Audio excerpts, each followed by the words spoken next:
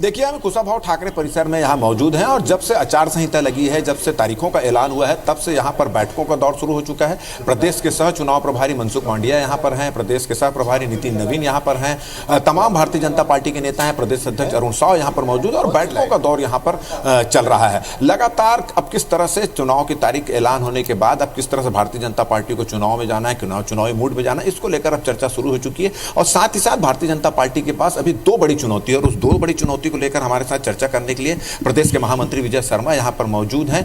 आपके पास अभी दो बड़ी चुनौती, तारीखों का ऐलान हो चुका है। 7 तारीख को बस्तर और राजनांदगांव लोकसभा क्षेत्र की 20 सीटों पर चुनाव होने वाले, वोटिंग होने वाली है। उसके बाद 17 को होने वाला है। अभी आपको सबसे बड़ी चुनौती लिस्ट जारी करना है, उसका जो विरोध हो रहा है उसको लेकर उसको शांत कराना है, और दूसरा ये है कि किस तरह की आपकी तैयारियां यहां पर चल रही है। देखिए, लिस्ट जो जारी नहीं हुई है अभी, भारतीय जनता पार्टी की तो विरोध का प्रश्न ही नहीं होता। 21 में भी विरोध शुरू हो चुका है। नहीं, विरोध वाला मामला नहीं है सर। वो ये है कि भारतीय जनता पार्टी में इस बार बहुत अधिक लोगों ने इच्छा जाहिर की कि वो चुनाव लड़ना चाहते हैं, कारण कि जीत की संभावना है भाजपा की, और इसलिए ऐसा भाव लगा कि इसका विरोध हो रहा है। सबने अपनी अपनी बात कही, किसी ने किसी का विरोध नहीं किया। चुनाव हमारे सीट डिक्लेरेशन के बाद भी यही रहा। तैयारियों के संदर्भ में मैं आपसे कहूं, भारतीय जनता पार्टी हर एक विषय पर जनता को इस सरकार के सारे कारनामे याद दिलाएगी और इस सरकार की जितनी विफलताएं हैं उनको लेकर सरकार भाजपा जनता के बीच जाएगी। भाजपा के अपने वादे हैं जनता के साथ आने वाली सरकार को लेकर के, उन सारे वादों के साथ भाजपा जनता के बीच जाने वाली। देखिए, आपने जब 21 प्रत्याशियों की सूची जारी हुई थी लगभग 1 महीना पहले, तो ऐसा लग रहा था कि भारतीय जनता पार्टी इस चुनाव में बाजी मार रही है, कांग्रेस को पीछे छोड़ रही है। 21 की सूची जारी होने के बाद लगातार इंतजार होता रहा, हर सप्ताह इंतजार कर रहे थे। सूची तो जारी कर दी, लेकिन दूसरी सूची नहीं, और कांग्रेस की एक भी सूची नहीं आई। नामांकन की प्रक्रिया शुरू होने में महज 4 से 5 दिन है, लेकिन अब तक सूची का आता पता नहीं। स्टार, आप कहां पर मौजूद हैं? मैं देख रहा हूं आपके साथ कुछ लोग भी हैं, और यही असल में हीरो हैं। यही बताएंगे कि मध्य प्रदेश छत्तीसगढ़ में किसकी सरकार बनेगी। जरा इनसे पूछिए अब की क्या उनके मुद्दे हैं।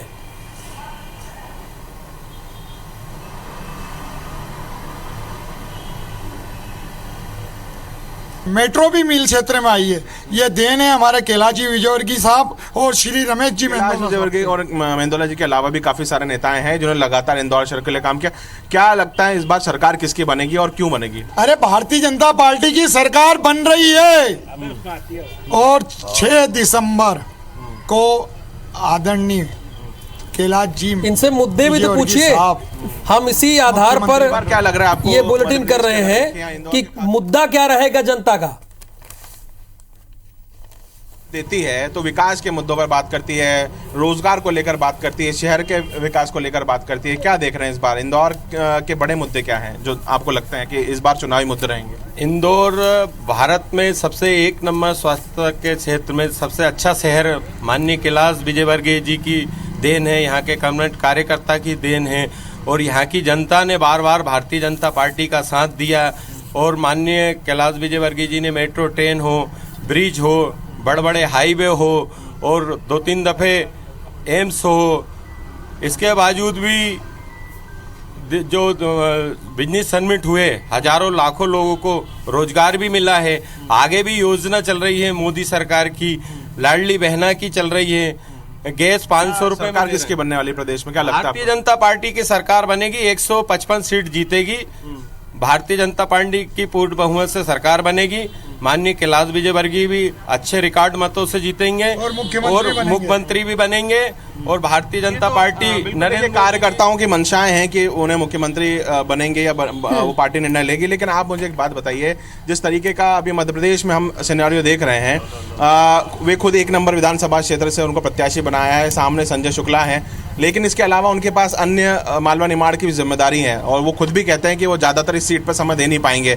ऐसे में फिर इस सीट पर वो प्रचार कौन देखेगा? उनके लिए कितनी बड़ी चुनौती है? देखिए, कैलाश विजयवर्गीय एक नामी कॉफी है, जो कि एक तो राष्ट्रीय महासचिव हैं। जहाँ तक है कि जब संजय शुक्ला इतना काम कर रहे हैं, तो आज एक बात बताएंगे कि राष्ट्रीय महासचिव हमारे लिए कितना काम करेंगे। और रही बात जीतने हारने की या भी जो भी चीज़ है प्रदेश के लिए, तो प्रदेश लेवल में जैसा पार्टी उन लोगों को आदेश करेगी वैसा करेंगे। क्या लग रहा है इस बार क्या मुद्दे देखते हैं आप? बड़े शहर के मुद्दों की अगर हम बात कर लें तो बड़े मुद्दे आपको क्या लगते हैं? वैसे चुनावी चर्चाएं जो होती हैं वो मुद्दों पे ही होती हैं और खासकर इंसान वोट भी इन्हीं मुद्दों को देखकर या विकास कार्यों को देखकर देता है। इंदौर में विकास को देखा जाए तो काफ़ी विकास हो चुका है। सिर्फ यहाँ पे एक नशे का ही जो वातावरण बना हुआ पूरे शहर के अंदर, जिसका मुद्दा कैलाश जी ने जोरदार तरीके से उठाया है। इस चीज़ को प्रदेश के मुख्यमंत्री ने माना है और नशा मुक्त शहर होना चाहिए। ये नशे को लेकर अगर बात करें तो पूरे शहर की एक बड़ी समस्या है। नाइट कल्चर को लेकर जब बात हुई थी तब भी कैलाश विजयवर्गीय ने यह मुद्दा उठाया था कि रेसिडेंसी में बैठक की थी कि नाइट कल्चर को लेकर उसमें नशे के मुद्दे की बात हुई थी। क्या लग रहा है आपको? एक तो नशे का बड़ा मुद्दा है और क्या मुद्दे देखते हैं? नाइट कल्चर भी कोई मुद्दा है शहर के लिए? नहीं, बिल्कुल है, नाइट कल्चर का मुद्दा तो है, क्योंकि क्या है कि जब से नाइट कल्चर और जब से रात्रिकालीन जो भी व्यवस्थाएं चालू हैं उससे शहर की फिजाएं बिगड़ी हैं और काफ़ी अव्यवस्थाएं, गुंडागर्दी, कई अपराध बढ़े हैं। अगर इस पर अगर रोक लगती है, वैसे तो है ना शहर को है ना 11 बजे बाद ही बंद कर देना चाहिए, तो काफ़ी व्यवस्थाएं सुधर सकती हैं। थोड़ी बहुत यातायात की व्यवस्थाएं वो धीरे धीरे चली रही हैं। स्वच्छता के मामले में शहर पूरे देश के अंदर नंबर 1 है, बाकी सब बढ़िया है। बिल्कुल, ट्रैफिक एक बड़ा मुद्दा है शहर का और तमाम जो जनता है वो कई मरतबा ये सवाल उठा चुकी है कि शहर का जो ट्रैफिक है उसके हालात सुधरना चाहिए। शाम को 5 बजे के बाद 6 बजे के बाद शहर जो है रेंगने पे मजबूर हो जाता है। आम पब्लिक इससे काफी परेशान है। क्या कहेंगे आप? चलिए रवि, हम आपके पास आएंगे, लेकिन विजेंद्र भी तमाम लोगों के साथ मौजूद है। आपने तो बताया कि क्या माहौल है और इंदौर की जनता के मुद्दे क्या है, ये भी इंदौर की जनता ने स्पष्ट किया। लेकिन एक बार फिर से रचना चलते हैं विजेंद्र के पास और जानते हैं कि जबलपुर के साथ महाकौशल की जनता का इस बार क्या कहना है, क्या मानना है। और सबसे बड़ी बात, जरा हमारे संवाददाता भी ध्यान दें कि मुद्दे क्या है, बेसिकली उनके मुद्दे क्या है, क्या आधार होगा वोटिंग करने का, वो जरूर उनसे पूछें, किसी राजनीतिक दल का नाम लेने के बजाय। बेशक राहुल, जबलपुर पिछड़ा क्यों है? इनसे मुद्दे पूछिए, किस मुद्दे के आधार पर ये सरकार करना ही नहीं है, सुनना ही नहीं है किसी की, जनता परेशान होती है। अच्छा, और मुद्दा क्या रहेगा सर? सर आपसे चाय की चुस्की ले रहे हैं, मुद्दा क्या होगा? मैं तो सर यूपी का हूँ, झांसी से आया हूँ। वैसे यही है कि इस बार जो है गवर्नमेंट कांग्रेस की बनना चाहिए।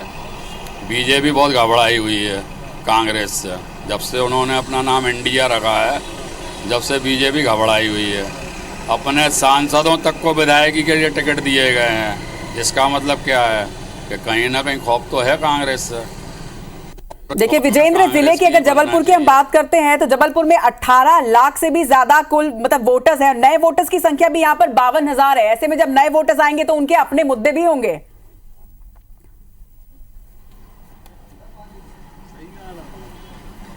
जाहिर सी बात है, जनता के अपने मुद्दे होते हैं। हमने 2 लोगों से बात की, एक कह रहे हैं कि बीजेपी की सरकार बनेगी और एक कह रहे हैं कि कांग्रेस की सरकार बनेगी। लेकिन यूथ जो है, यूथ से हम बात करते हैं, यूथ का अपना एक सोच होती है। चुनावी तारीखों का ऐलान हो गया, युवा क्या सोच रहा है, युवाओं का मुद्दा क्या है इस चुनाव में? युवाओं का मुद्दा सिर्फ एक है, वो है रोजगार। वहाँ की चीज़ों से ज़्यादा कोई फर्क नहीं पड़ता है और निस्संदेह रूप से शिवराज सिंह चौहान की जो योजनाएं हैं वो सही हो सकती हैं, क्योंकि हमारे पास दूसरा विपक्ष कोई ऑप्शन नहीं है। देखिए जबलपुर से एक बात निकलकर सामने आ रही है कि रोजगार, युवा कह रहे हैं कि रोजगार के मुद्दे के आधार पर वोट करेंगे। तो रवि हेमराज सिसोदिया, इंदौर में हम जानना चाहेंगे कि जनता की प्राथमिकता क्या है, चूंकि चुनाव की तारीखों का ऐलान हो चुका है, तारीख आ गई है, कब मतदान होना है, कब नामांकन होना है, कब नाम वापसी। अब जनता क्या कह रही है?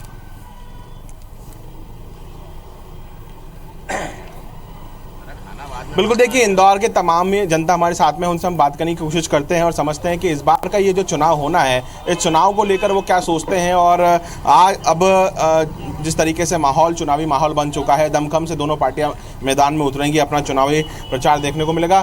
क्या लगता है इस बार किसकी पार्टी, किसका इस बार मध्य प्रदेश में किसकी सरकार बनेगी और क्यों बनेगी? क्या बड़े मुद्दे आप मध्य प्रदेश के देखते हैं और खासकर इंदौर की अगर हम बात करें तो? भैया इंदौर का तो एक ही मुद्दा है, विकास का। आप इंदौर को पहले, आज से 20-25 साल पहले देखते हैं, दिग्विजय सिंह का शासनकाल देखते हैं। और विकास इंदौर में कब हुआ? जब हमारे माननीय कैलाश जी विजयवर्गीय महापौर बने, और महापौर बनने के बाद जो इन्होंने इंदौर का विकास करा है और हमारे पूरे मिल क्षेत्र का जो विकास करा है।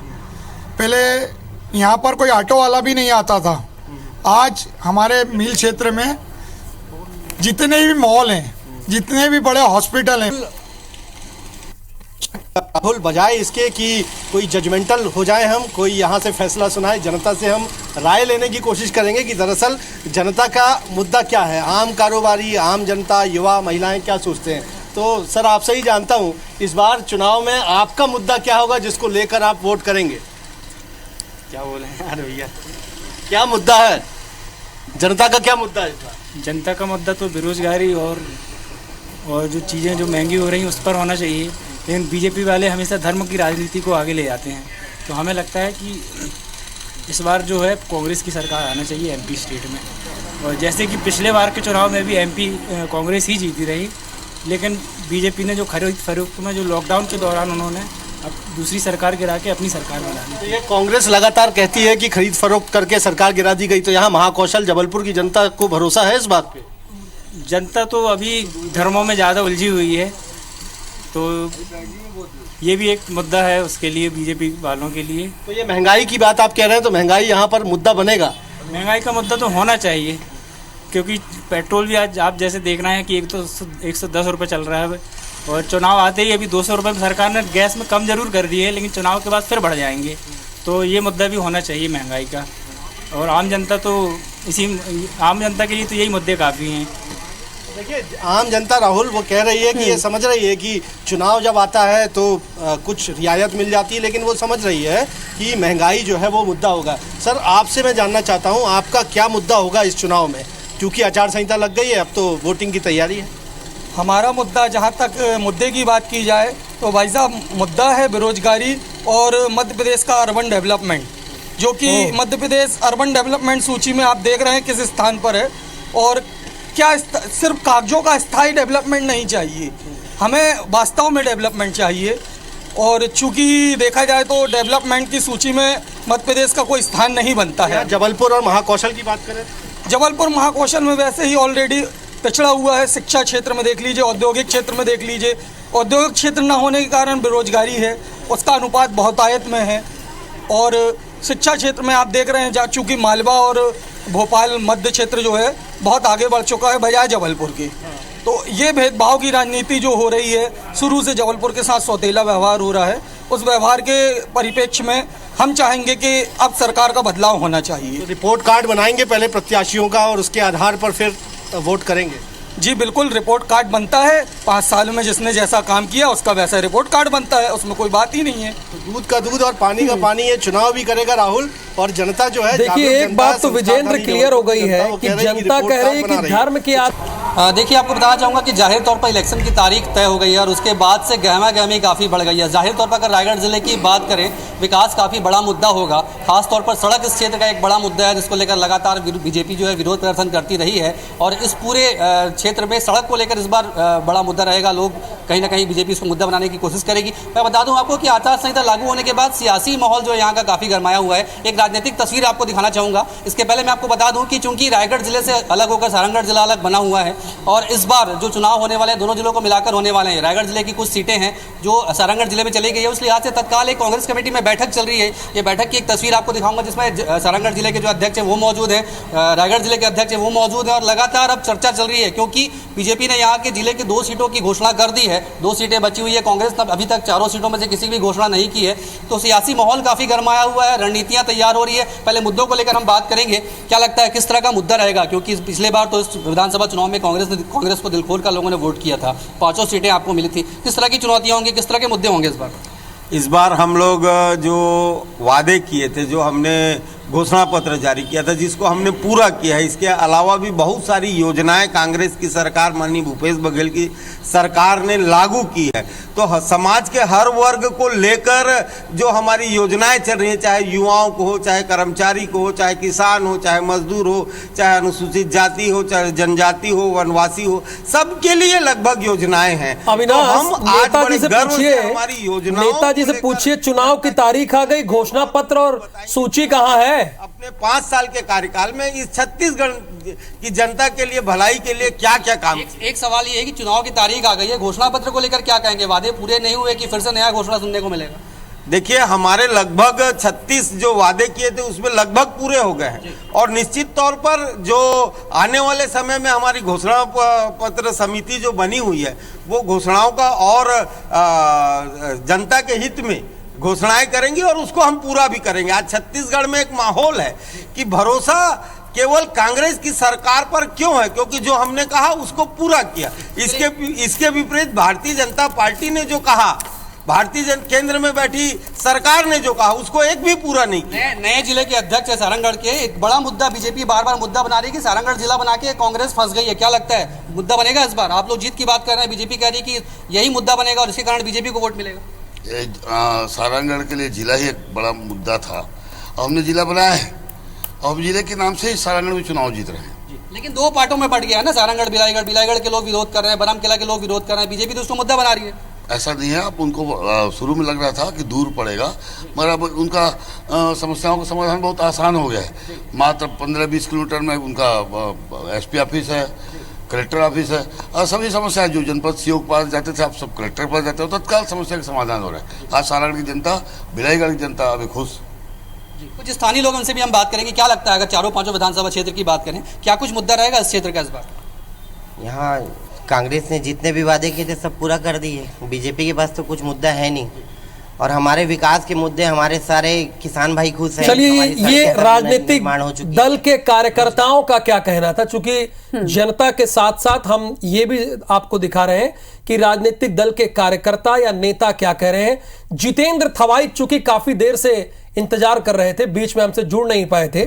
जितेंद्र, मैं आपसे जानना ये चाहता हूं कि आप कहां पर इस वक्त हैं, किस जगह पे हैं, और सबसे पहले कि किसकी सरकार बनेगी, किसकी सरकार नहीं बनेगी तो जनता की बात है, लेकिन चलिए कोई बात नहीं, कई बार हो जाता है। विजेंद्र के पास चलेंगे, एक बार फिर जितेंद्र थवाई हमारे साथ जुड़ेंगे थोड़ी देर में, लेकिन विजेंद्र के पास है। विजेंद्र, जब आप पहले राउंड में बात कर रहे थे तो एक बात निकलकर सामने आई थी कि अब धर्म के आधार पर राजनीति नहीं चलेगी और बेरोजगारी भी एक इशू उठाया गया।